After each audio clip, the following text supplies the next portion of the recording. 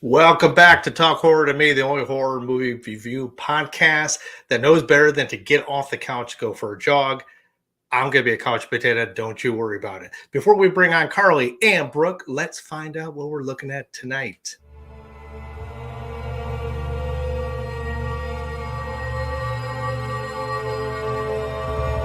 Tonight, we review Brightwood.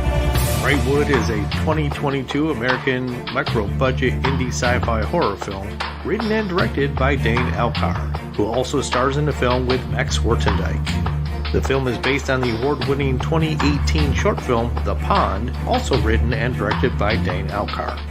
In Brightwood, Max and Jen take an early morning jog on a trail that circles the lake, with bad feelings still simmering after the previous evening's events.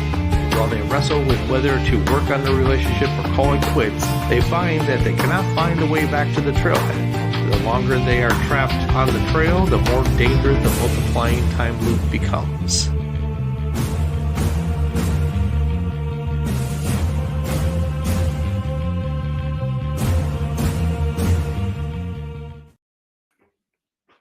Welcome, welcome, welcome. Hey, Hello. ladies. Hello. How are you?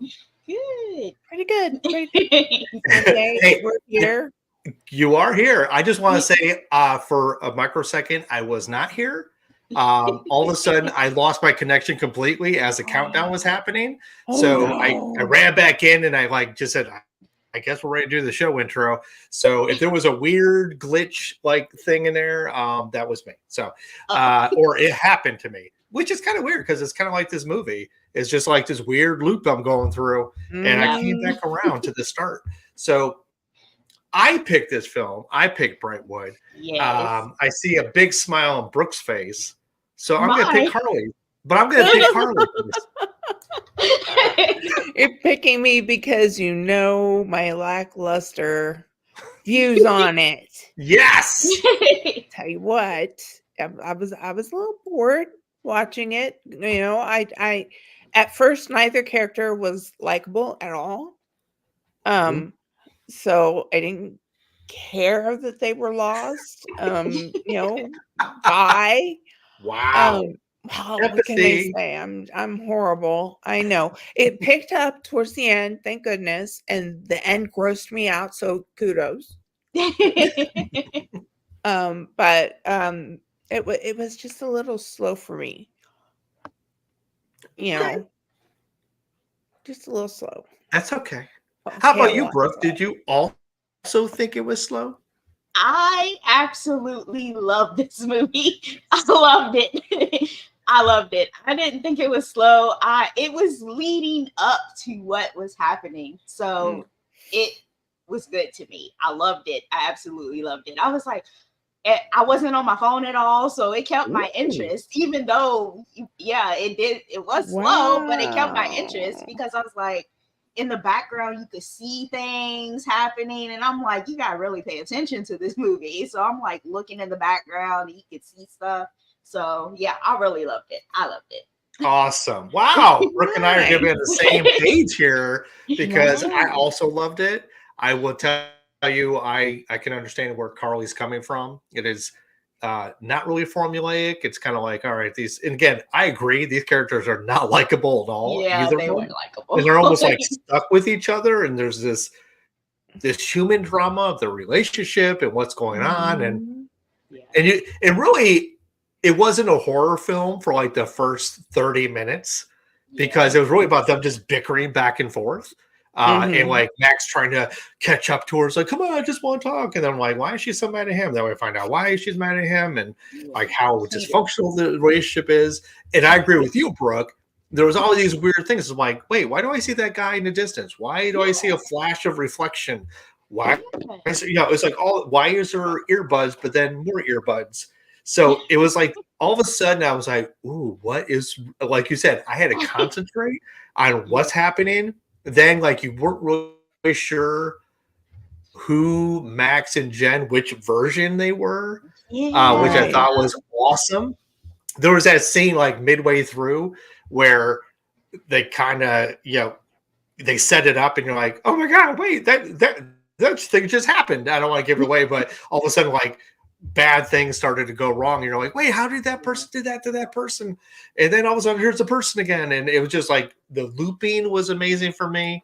The fact that you couldn't find the trailhead was kind of like a real fear of mine of like being in the woods and not finding my way out.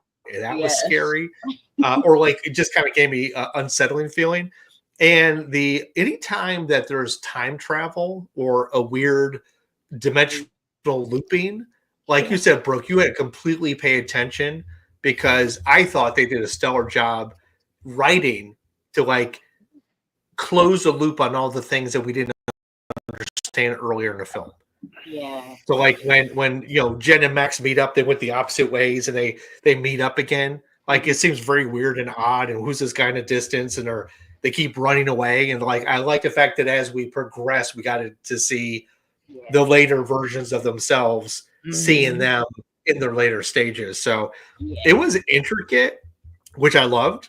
But yet, it's a micro budget film. So while I'm giving it a lot of grace for being like a $15,000 film, a la last week's Paranormal Activity before Paramount got it.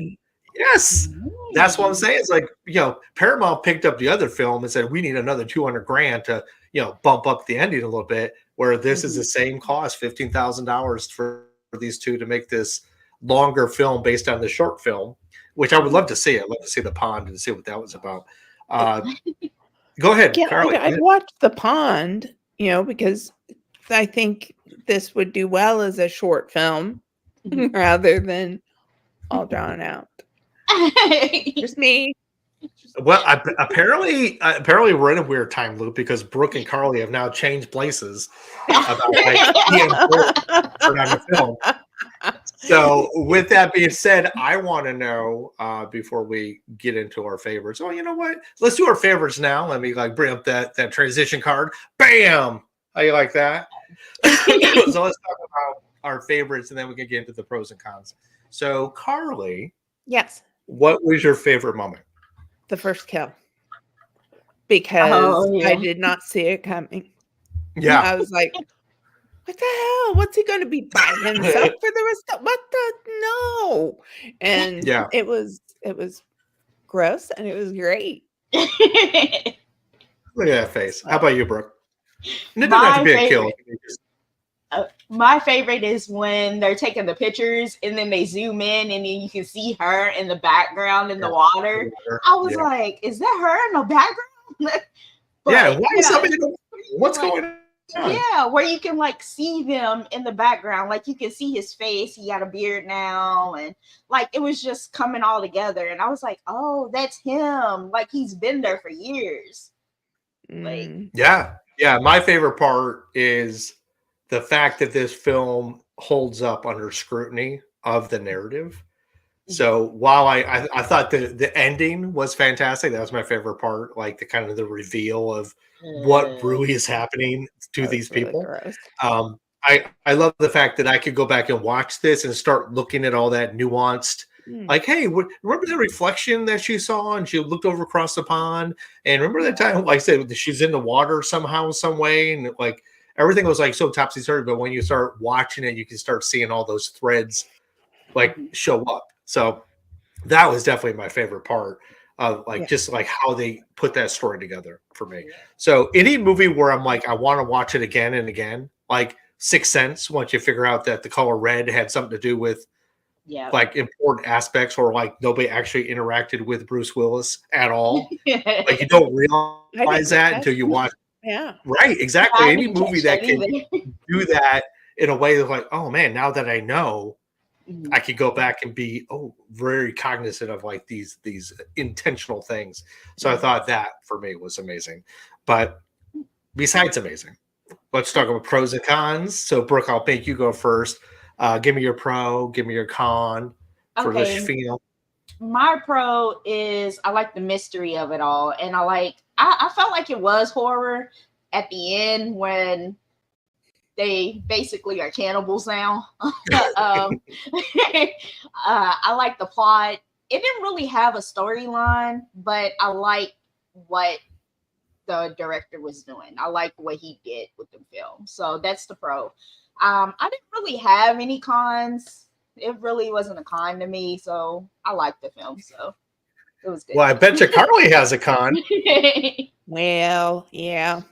My pro is when it started happening, when the action started happening, it started getting better.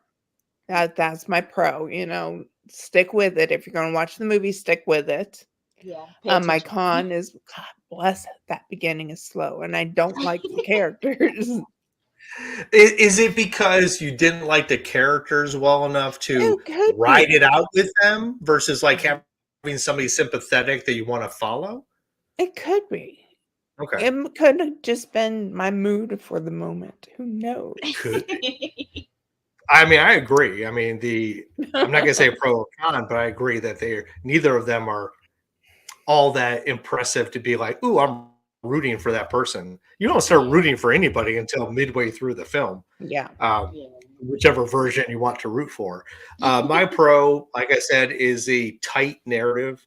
The fact that I want to go watch it again and again to really see if I can break down the film. Like, oh, this is where they effed up. But it seems super tight every time. Like, why is that person running away? Why are they wearing different clothes? Wait, it's not different clothes. It's just clothes that are really grimy and dirty and darker now. And how are they able to make a tent with one pair of earbuds?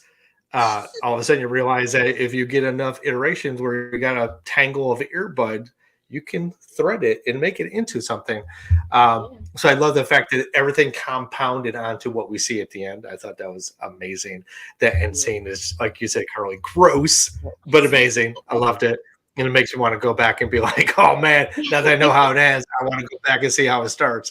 The cons, I will give it. Dialogue wise, it was decent. Acting wise, I don't know. It seemed a little soft on the depth of acting. When that first kill happens, there's a reaction shot that's just like, really? I was like, it seemed very hokey. The blood color seemed hokey. And I was just kind of like taken out of the film because I'm like, really? That's what you're going with? You couldn't throw another $500 of special effect on that thing, practical effect? It just seemed some of it was like a little cheap, on the cheap. And again, we know it was cheaply made, or I should say efficiently made. But there are some parts of the film that are not them going around the track or the trail. They're just like, man, all right. I'm not really buying into some of the moments, but overall, I think it was fantastic. So, Okay. But for a two-person film, I mean, yeah, for a two-person $15,000 film, okay. Yeah, it was decent. It was decent. Yeah. I mean, I couldn't make I mean, we all know that everybody's making films on their iPhones these days, which I also thought was funny when they're trying to get a signal. Yeah. And they're just walking around with their phones in there. That's so indicative of like, really? But just the idea that not being able to find your way out really troubled me. That really bothered me, like viscerally. I was like, wait, but the trail should be right here. Wait, this is where the entrance is. And like they're walking through the woods for God knows how long and not finding it, not finding a main road. Oh, man, there's something about that really creeps me out. Yeah, it makes me think if somebody else is going to come to the trail and like get stuck too. Like, I didn't like how it ended. I'm just like, I wanted them to get out. Yeah, but well, I mean, they could have, but maybe if somebody says, "Hey, how you doing, everybody?" and then all of a sudden they start eating them, and then they're still stuck. So I think at that point there would not be like, "Hey, I'm here to save you." They'd be like, just eat his arm right off as he's waving at him. So, although interestingly enough, if there was somebody not them, like came along, I wonder if it would just break their brains. Oh. And like, and how long were they there? I mean, the dead body was in the dead body was in the tent. He was like, "Is that your body?" Yeah, he was like, "Yeah," because he was pretty decomposed. But I mean, they were eating him, so I'm not gonna say he decomposed. I thought he was kind of filleted up and now it's just what was left. So I think decomp was probably not as timeline reliant, or like you're not able to say it must have been several years because the decomp. But and then are those the real guys, or are those like just another version of them that did survive that long? And that's what I love too, is like you never know that they're the real people, like the first people. Except when the captions come up, it would say Gen 2. Oh, did it? Oh, I didn't have subtitles on. Oh man, I didn't see that. Oh, it didn't say it all the time. It didn't say it all the time, but it was like Gen 2, and I'm like, okay. And then Gen 3, and man, see, that would actually make it easier to follow it. Oh yeah, Gen 3 is in the background, and Gen 2 is talking to him, and Gen 1 is dead. See, there you go. You know what I'm saying? So, like, that would help because you have no other indicator. Right. But I wouldn't want to rely on subtitles or captioning to know which version of the person it is. Yeah. Because I like the idea of not knowing also. But it's and when you have 2 or 3 people like are the same person, it's like, wait, which one is which? But if they did that meeting where they went around opposite and met up, I think that would spoil. Like if it said Max 2 or Gen 2, I think it would spoil the it didn't say it until the first one had died. Okay. It didn't say it until the first one had died. Good. See, Carly, you got something going on. That's why Carly is so bored. She's like, I know it's Gen 2. I know that. It's all right. It's all right. Oh my goodness. So like I said, what else do I want to talk about in this film? One, I was really blown away. I saw this like online on like Facebook or something. It just popped up. So I was like, oh, that looks cool. Let me watch it and find out where it is. So I didn't go in with high expectations. So it did blow me away. I would say, like I said, I definitely want to see the pond. Actually, I heard several reviews of people thought that usually short films do not equate well to long form. And I felt it did because it's not that long. It's not like a 2-hour, 10-minute film. It's pretty tight. Like an hour and a half. Yeah, so I'd be very curious, like what the short film had. But it definitely it held my attention. It definitely did not disappoint. Other than having two very unlikable characters that you're not invested in a way of like, I want them to survive. Actually, I think as I went through, I kind of liked Max more than Jen, because it was just because he was so, I don't know, like once when they were like off the trail and he's trying to take a selfie of him with his self up on the trail, and he's like taking a picture of him and the person, his next version of himself, and I was like, dude, you're like really buying into this whole thing. Is you just I forgot about his disastrous relationship. What's that, Carly? It's like he thought it was cool, and I'm like, yeah, he was buying into it. Stuck there for life. Well, I mean, at the time, I think it was a little more hopeful they were going to get out. Yeah. But the fact that he became like this goof of like, oh, I'm a sci-fi nerd, and I think this is really cool and weird. I want to try to take a picture of myself with myself. So that was just so bonkers and kind of like off to left field, where Jen was like constantly like driven. Almost like the way she jogged. She was constantly like, no, gotta go. So she maintained a very steely exterior to want to like get on board with, where he just seemed a little more affable. Yeah.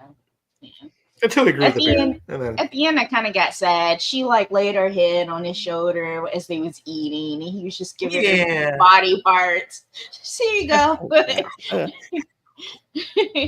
I mean, that's love. That's what love is. Apparently so. So, all right. Well, based on that, Carly, I really think it's now time to rate this film, because Carly's got thoughts. Carly's got thoughts, and I'm very curious, Carly, if I can say that 5 times fast, what you give this film. I give it about a 2.8 wooden spears. I'm surprised you gave it that many. Yeah, I Well, am too. it's the ending was so Okay. gross that it So you was redeemed it. fantastic. So Oh. it bumped it. Okay. It's very interesting. It seems like we do this a lot. Brooke, you do it a lot too, where you'll talk dirty to these films. But it's And then 2.8. It's Yeah. 2.8. Yeah, I always think it was gonna be a 2 even, mind you. I But thought it there's was gonna been be a several times where 1.5. the ending has saved the film in both your eyes. We've Mm-hmm. had this before where it starts off like, I hated every minute of it, but I give it a 3 because the ending or because something. So Yeah. Okay. I like that. I like That's that fair. you give it some redeemable quality. You give it a little lift. Yeah. How about you, Brooke, who love this film? I love this film. So I'm going to give it a 4.8. 4.8 cannibals eating flesh. Ugh. That so okay. So Brooke, what kept it from getting a 5? What is the What kept 0.2 it taken from- off for? Okay, so like Carly said, it did take a while for it to get to the good parts, but I liked it that it took a while to get to the good parts. Good thing it didn't take a longer while, then we'd really be in trouble. Yeah. Interestingly enough, I am not going to give it a 4.8. I did like the film. I found some, like I said before, there was a few moments where it's like, really? You actually edited that to stay in the film? Because it seemed a little hokey.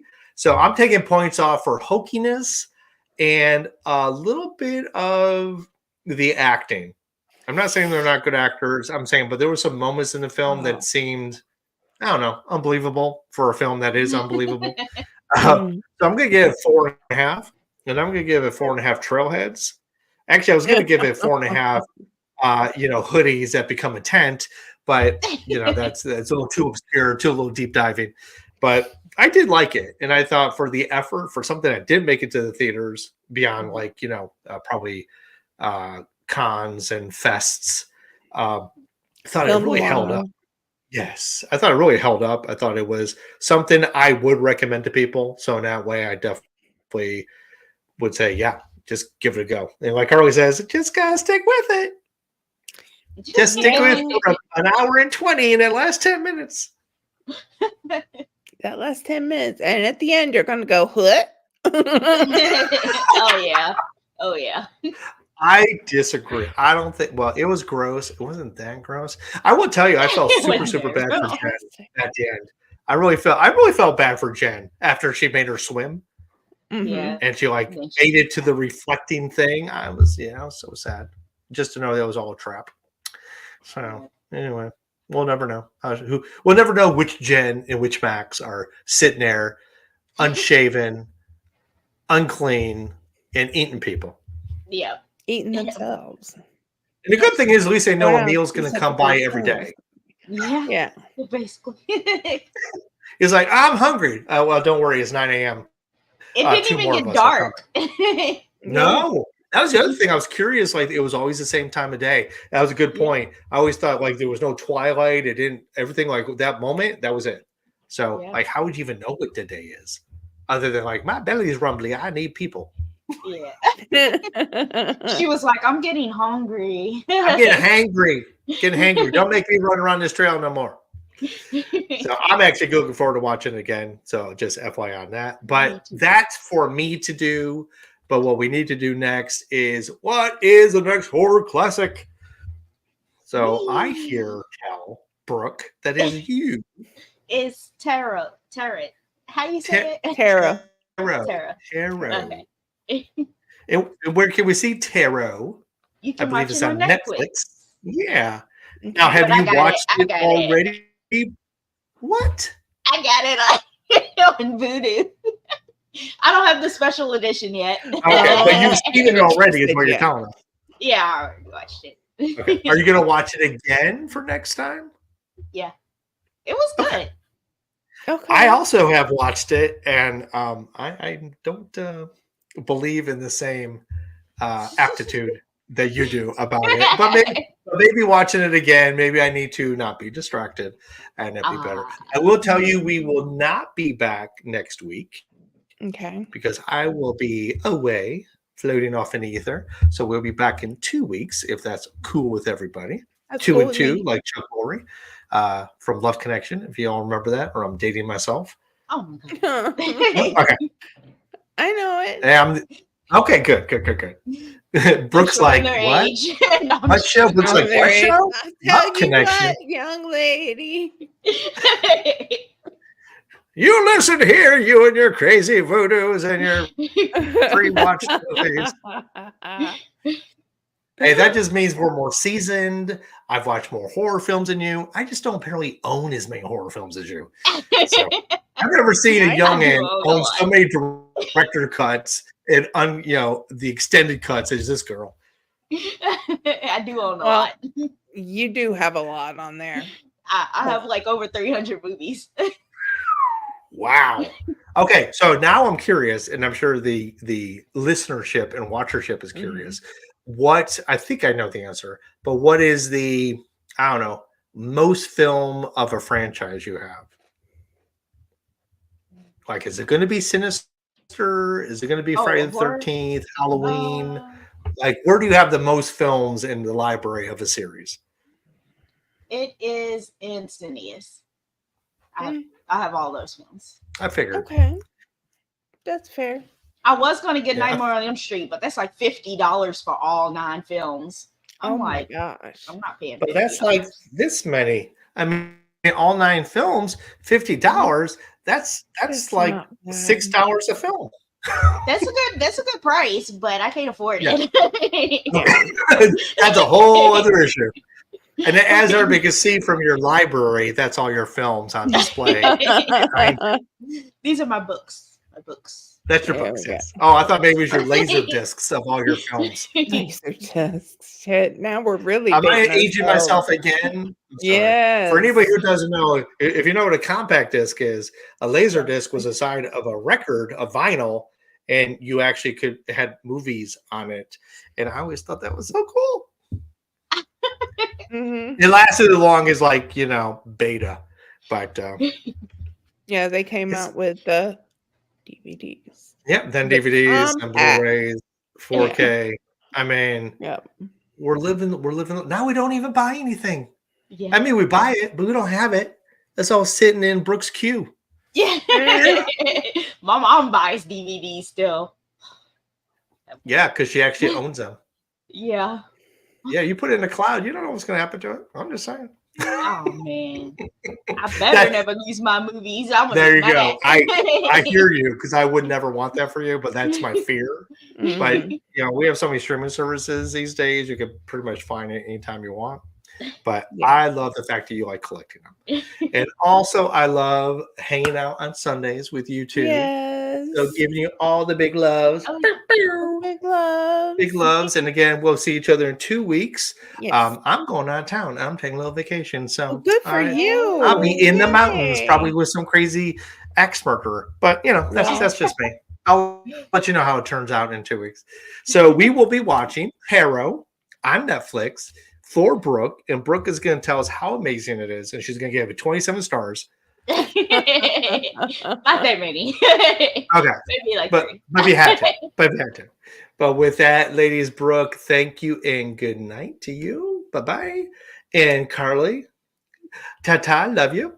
And to all our listeners and all our watchers, thank you so much for joining us for another Sunday night. And always remember, we are here to scare you later. Bye-bye.